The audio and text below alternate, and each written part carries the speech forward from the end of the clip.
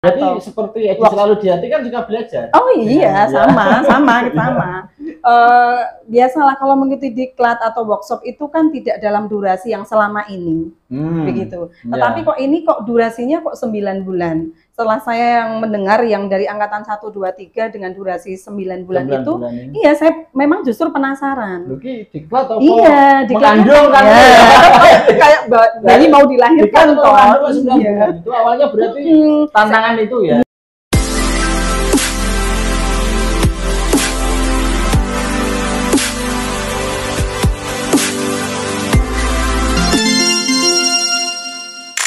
Halo, assalamualaikum warahmatullahi wabarakatuh. Waalaikumsalam warahmatullahi wabarakatuh, Pak Edi. Kembali bersama Edi selalu di hati. Hari ini kita akan bahas tentang guru penggerak. Di samping kanan saya ini ada ibu guru yang cantik dan selalu bergerak. Beliau adalah Ibu Farida. Oke. Alhamdulillah sehat Pak Edi. Ini banyak teman-teman. Harus sehat dong. Oke, harus sehat dan harus bahagia. Iya, sehat saja nggak cukup. Iya. Yang penting bahagia. Iya. Bu Farida, ini aku benar-benar mau banyak bertanya ini berkaitan dengan guru penggerak. Saya kira itu kan tahap 7 itu kan berarti kan guru penggerak di Grup Kani sudah meluluskan 6 tahap. Lah ini ke-7 ternyata baru tahap 4 ya. Yang 1, 2, 3 itu nggak ada di Grobogan. Iya. Terus yang keempat Bu Farida ini termasuknya. Iya. Terus karena 5, yang 6 di luar lagi. Iya, luar lagi baru yang ke-7 Grobogan masuk lagi pada angkatan ke-7 ini. Oke, boleh diceritakan Bu Farida secara singkat aja kok tiba-tiba dulu waktu angkatan keempat itu ya daftar itu gimana ceritanya? Jadi kan sama sih sebetulnya kurang lebih sama dengan yang akan angkatan ke-7 ini ya Pak Edi. Jadi ada edaran dari Kemendikbudristek kan memang untuk program pendidikan guru penggerak itu. Kemudian saya hanya apa ya sifatnya karena memang suka belajar saja sih. Artinya bukan membaik-baikan ya, memang senang belajar lah ya. Saya penasaran, selama ini kan selalu mengikuti diklat. Berarti seperti Edi selalu di hati kan juga belajar. Oh iya, sama.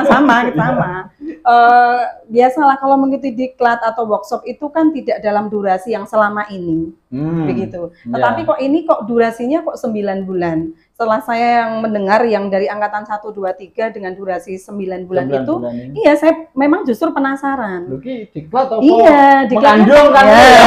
Kayak bayi mau dilahirkan toh.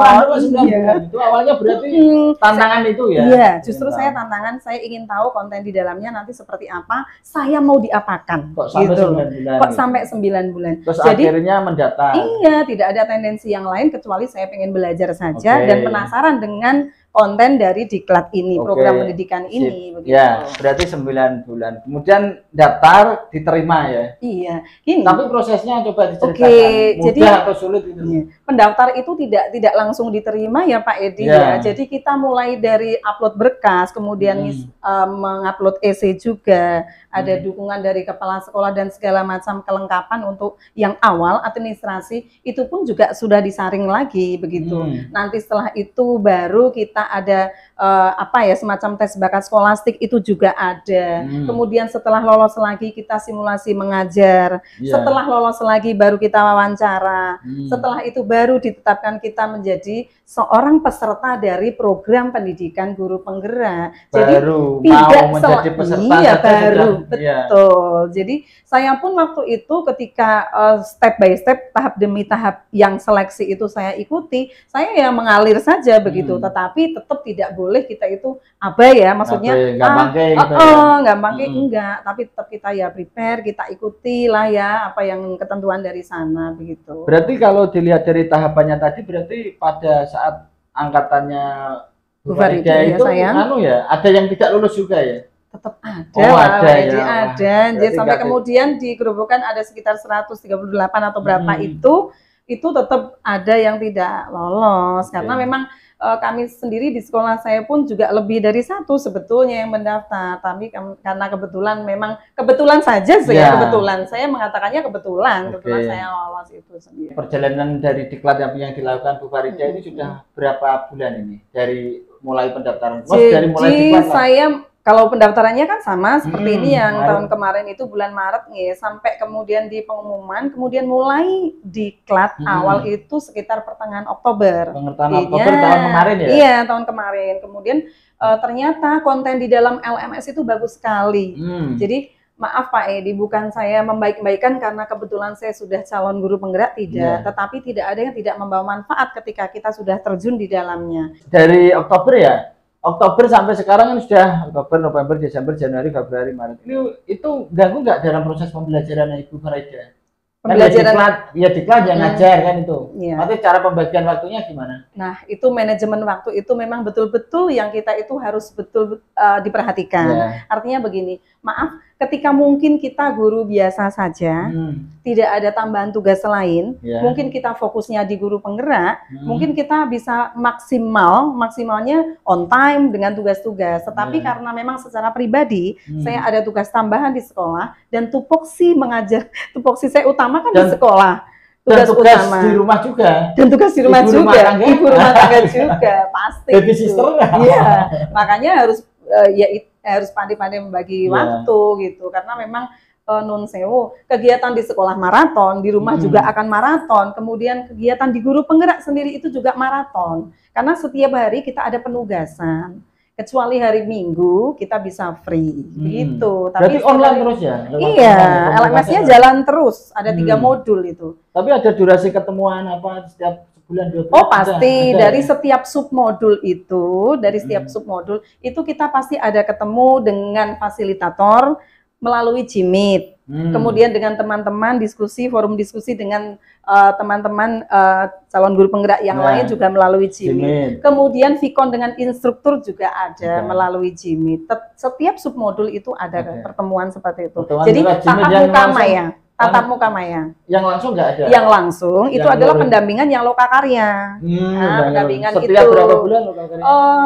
Tidak pasti ya jadwalnya ya. Setiap sub di lokakarya kan? Oh tidak setiap sub, tetapi memang ada nanti ada beberapa. Ini sudah sampai ke loka 2, loka 3 nggih. Oke, Bu Farida ini kan berarti kan 5 bulan. Sudah 5 bulan ya? 5 bulan ini targetnya kan 9 bulan kalau tidak salah. 9 bulan dengan materi 3 modul. Berapa modul tadi? 3 modul. 3 modul. Itu ada 3 modul Pak Edi. Jadi bisa dijelaskan masalah modul-modul itu? Ya, ada 3 modul. Kemudian dari setiap modul itu, modul yang pertama itu ada 4 submodul. Kemudian yang modul kedua ada 3 submodul. Modul yang ketiga juga ada 3 submodul. Nah, konten di dalamnya kan teman ada yang sempat tanya ke saya di modul itu. Aku kok takut mengikuti kegiatan pendidikan guru penggerak, mau mendaftar aja takut. Takutnya nanti kalau hektik ya, maksudnya kita begitu oyak-oyakan dengan kegiatan di sekolah dan segala macam. Terus ada yang ketakutan karena nanti kontennya sesuai dengan mapel masing-masing, aku harus bagaimana? Yang saya bisa jelaskan di sini, konten di dalam modul itu umum. Umum, guru secara umum. Bagaimana pemimpin pembelajaran secara umum.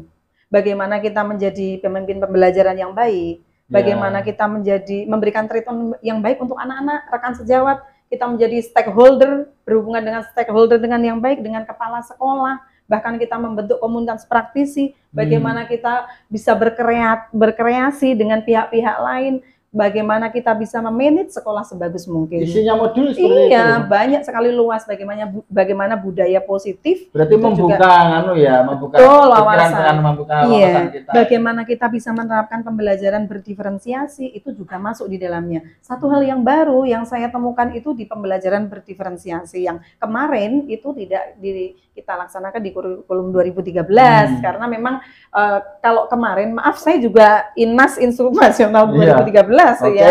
Tetapi yang membedakan adalah ketika kita melaksanakan dalam satu KD misalnya. Kalau yang dulu itu kita biasanya hasilnya itu produk sama semua bentuk tes kinerja kan begitu ya, praktek atau kinerja. Kalau ini mah kita bebaskan begitu. Anak-anak itu adalah makhluk yang majemuk, yang mempunyai bakat dan minat masing-masing. Jadi sesuai kemampuan dan bakat minat anak. Oh, berarti ini konsep merdeka belajarnya seperti itu ya? Dimulai dari filosofi Ki Hajar Dewantoro. Nah, ya Dewantoro itu kan memang dari konsep beliau, anak-anak itu manusia yang merdeka.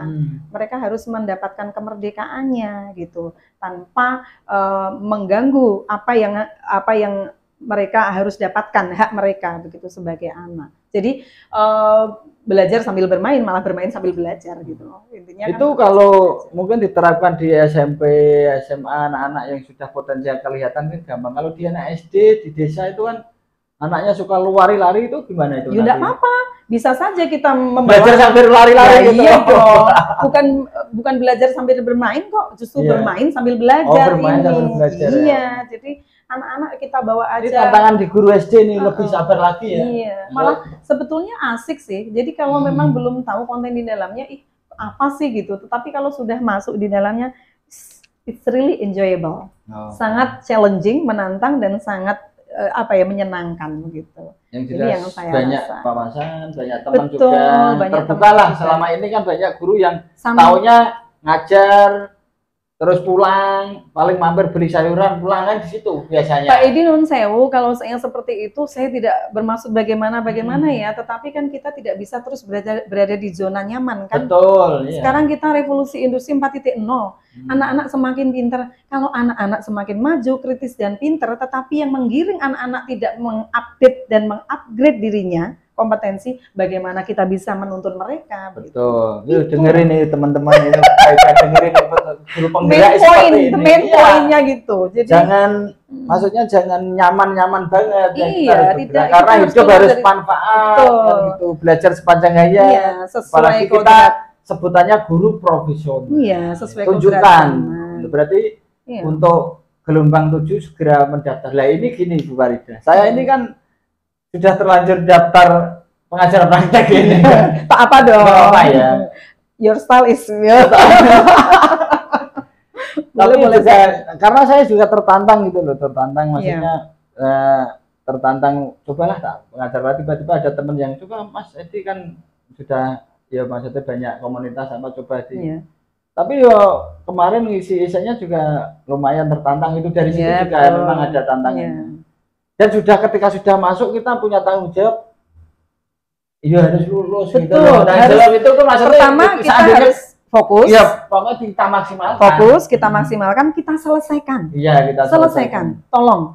Jadi ada beberapa teman ketika di angkatan 4 itu yang satu lifting dengan saya itu di angkatan 4 itu teman-teman itu mengerjakan esai itu karena terlalu banyak karakternya, jumlahnya berapa kata, 5.000 kata, 2.000 kata, enggan, akhirnya tidak selesai. Jangan, selesaikan. Selesaikan dulu. Yang penting itu harus terupload dulu, nanti baru step yang lainnya kita persiapkan dengan baik pula. Betul. Ibaratnya kalau kita sudah melangkah harus bertanggung jawab dengan langkah kita kan. Iya. Itu sudah daftar. Ibarat kalau orang Jawa bilang, saya kalau ngomong saya sudah kadung nyemplung ini, jadi saya harus totalitas di sini. Masalah hasil kan serahkan, tapi kita harus selesaikan, kita tuntaskan. Dan masuk kita nggak mau belajar sih Pak Edi gitu. Kita harus selalu belajar. Jadi anak-anak itu biar juga nyontoh ke kita. Kita upgrade kompetensi, ditingkatkan. Kita dapat tunjangan profesional gitu ya, tunjangan profesi. Jadi kita juga salah satunya di sini kan. Gitu.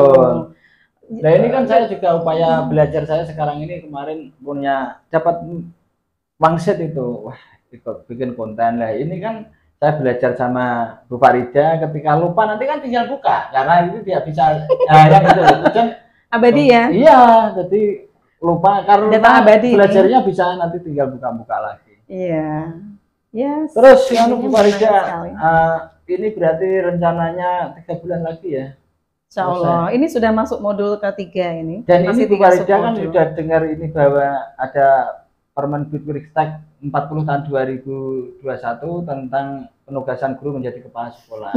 Nah, itu berarti kan bisa dong nanti Bu Farida ketiban campur menjadi kepala sekolah. Meskipun niatnya kan nggak seperti itu karena Bu Farida ikut guru penggerak dulu baru peraturannya keluar. Itu namanya kan hikmah. Tapi juga gimana itu menurut Bu Farida? Jadi gini, awal ketika mendaftar, kemudian terjun masuk menjadi peserta ya, dari calon guru penggerak di situ.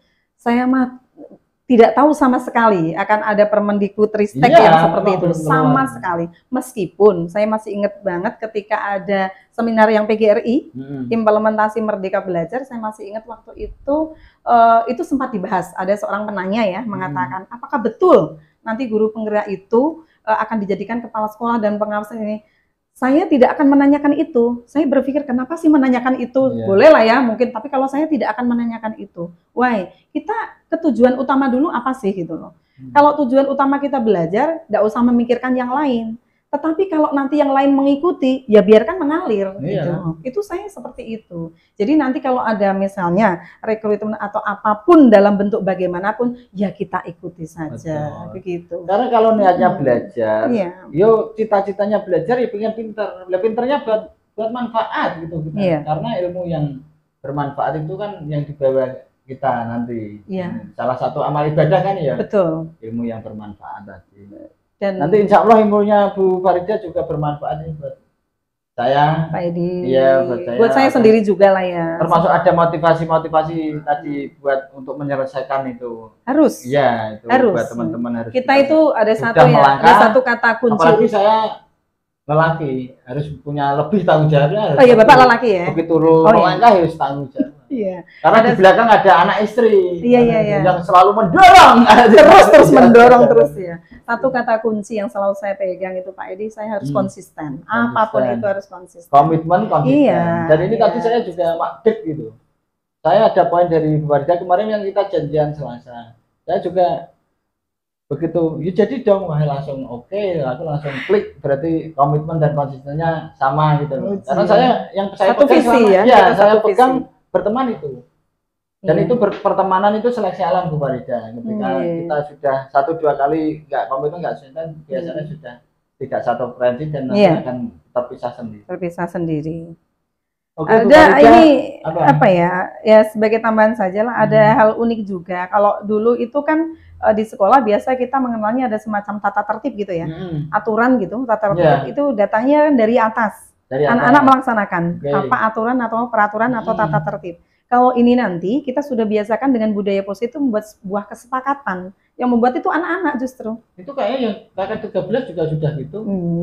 Kita ajak anak-anak membuat kesepakatan seperti itu. Betul. Tapi stated ya, betul-betul stated. Kemudian karena kesepakatan dilaksanakan, bukan paksaan. Mongkon milih sendiri masa masa dia tidak makanya that's the point. Berarti itu kan melatih untuk komitmen konsisten dengan ucapan perilaku tindakan. Karena ke depan anak-anak juga akan menjadi pemimpin pembelajaran. Betul. Gitu. Jadi membentuk mereka karakter. Iya, dengan profil pelajar Pancasila. Kalau tidak salah berbasis kepada anak dan keterlibatan orang tua juga ya. Iya, pastilah. Di Merdeka Belajar ini loh, ya, ada fokus ke, nah itu di modulnya apa? Maksudnya untuk apa sih keterlibatan orang tua yang membedakan dengan kurikulum sebelumnya? Kalau sebetulnya keterlibatan orang tua mah dari dulu juga ada ya, karena pendidikan itu bukan mutlak tanggung jawab dari sekolah. Betul. Tetapi kan ini menjadi fokus kan? Iya, karena menjadi fokusnya itu orang tua juga diharapkan membimbing ketika anak-anak itu kita giring untuk menuju merdeka belajar itu, orang tua juga ikut belajar di situlah ya. Bagaimana merdeka belajar yang anak-anak ingin dapatkan. Anak-anak juga memahami apa yang diinginkan orang tua, memahami apa yang diinginkan anak, begitu. Jadi ada kontrak juga nanti mungkin. Maksudnya ketika anak-anak memilih tadi terkait dengan disiplin, budaya positif, peraturan atau memilih terkait namanya kesepakatan. Iya, kesepakatan kelas itu. Iya, keyakinan sekolah. Ada nggak ya? Bukan bisa juga nanti kesepakatan dengan orang tua. Boleh. Anaknya kan boleh, sangat boleh. Anak bapak itu nggak mau kalau melihat materi pembelajaran dengan cara seperti itu. Seperti itu, pengennya seperti ini kan. Berarti orang tua harus di rumah pun harus ikut membantu. Iya, ikut membantu juga. Ya itu tadi, ketika kita belajar pada pembelajaran berdiferensiasi, menemukan di situ, itu beragam sekali dan sangat asik ternyata. Sangat asik. Anak-anak dibebaskan untuk mereka itu nanti menghasilkan produk yang berbeda-beda. Jadi ketika kalau saya aplikasi kemarin misalnya ya di kartu ucapan gitu, sekedar membuat kartu ucapan greeting card aja, anak-anak produknya bisa bentuk Canva. Kalau kebetulan memang ada Canva. Terus mereka bisa kertas buffalo. Kertas buffalo mereka tulisi itu saja dengan bentuk greeting card. Itu saya tambahkan lagi, ayo gunakan ornamen dari lingkungan sekitar. Jadi daun-daun kering, kemudian bagus sekali hasilnya. Jadi anak-anak betul-betul yang kita bebaskan untuk berkreativitas semaksimal mungkin. Oke, mantap. Gitu. Terus yang terakhir Bu Farida, Iya. mungkin dengan apa yang disampaikan ini tolong teman-teman ini diberi motivasi biar ini masih ada last minute sampai tanggal 15 ya. ini biar 23 59 ya. untuk mendaftar. Iya. Untuk teman-teman, Bapak Ibu guru, baik itu SD, SMP, SMA, SMK, TK. Iya, TK ya. Maaf, ini karena memang ada rekrutmen seperti ini guru penggerak. Saya percaya Mas Menteri memprogramkan seperti ini itu tidak main-main dan sudah dengan pertimbangan yang bagus. Artinya kita harus dinamis.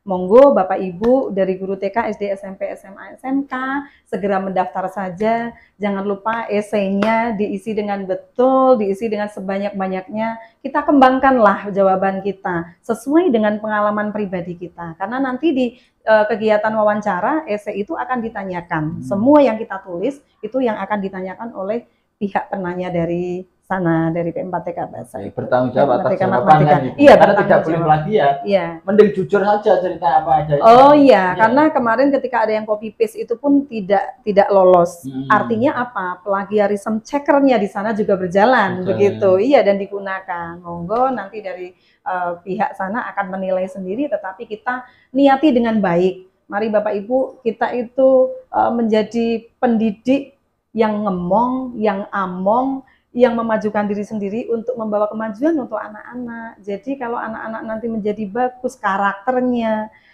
segala macam yang ada dalam sumber daya yang ada di dalamnya, dengan bimbingan kita, saya yakin dunia pendidikan akan terus maju bergerak. Mari Bapak Ibu kita tergerak, bergerak dan menggerakkan. Gaspol. Oke, terima kasih Bu Farida atas waktunya. Pemirsa, terima kasih. Jangan lupa subscribe, komen dan like, kemudian tulis di kolom komentar, mungkin kita bisa diskusikan hal-hal yang berkaitan dengan materi ini, nanti bisa biar dijawab langsung sama Bu Farida di kolom komentar. Bisa. Oke, terima kasih Bu Farida waktunya, semoga selalu sehat dan bahagia. Amin, ya sama. Terima kasih pula. Ini ada pantun, tolong dijawab ya. Burung irian, burung cendrawasih. Cukup sekian dan terima kasih. Oke, wassalamualaikum warahmatullahi wabarakatuh.